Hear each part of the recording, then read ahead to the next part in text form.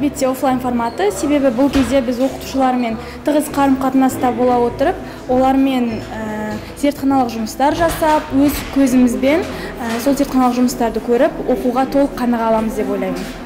Жалпы маған жеке өзіме офлайн формат ұнайды, яғни офлайн форматында біз оқуды тікелей оқытушымен бірге қабылдай отырып, түрлі жалпы Қазақ ұлттық аграрлық зерттеу университеті тек білімнен бөлек осындай қоғамдық жұмыстарға да өте белсенді, яғни осы офлайн форматында біз қоғамдық жұмыстарға бірге атсалысып, өзімізді дамытуға жалпы көптеген мүмкіншіліктер ала аламыз. Мен негізінен онлайн оқу форматын жақтаймын, өйткені студенттер өздерінің үйлерінде және де өздерінің қалаған тірлігімен, өздеріне ұнаған нәрселермен айналыса алады, және де өздері жан-жақты іздене алады, және де сабаққа да, басқа да тірліктеріне көптеген уақыттар табылады десем де болады.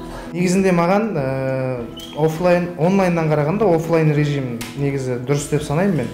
Өйткені онлайнда сен барлық сабақтарды, мысалы лабораториялық, практикалық сабақтарды сен тек қана онлайн жүзінде, компьютер жүзінде ғана өтесің да. Ал офлайн келген кезде, мысалы қолмен істеп, қалай болатын сен оны көресің да. Негізі менің ойым офлайн форматы дұрыс деп санаймын да, офлайннан қарағанда біраз білім дәрежең жақсы болады. Дәстүрлі форматта мен толығымен қолдаймын. Себебі біздің мамандықта, әсіресе осы микробиология кафедрасында бізге бүкіл зертханалық сабақты қолмен істеп үйренген бізге тиімді. Біз мамандығымыз көбінесе қолмен жасайтын нәрсе болғандықтан, біз көбінесе дәстүрлі форматта қолдаймыз толығымен.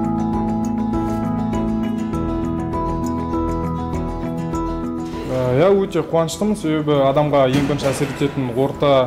бірінші әсер ететін ол адамның санасы, одан кейін ортасы болатын болса, осы Қазақ ұлттық аграрлық зерттеу университетінде біз жақсы ортаны тауып, офлайн форматында бірге дамып, түрлі қоғамдық шараларға қатысып, осылай өзіміздің білімімізбен қатар өзіміздің белсенділігімізді жоғарылата аламыз.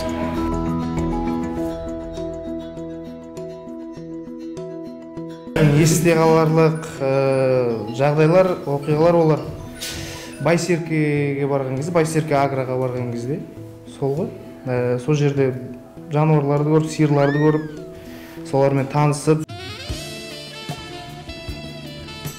біраз практика жүзінде практика алып, білімімізді шыңдап кішкене.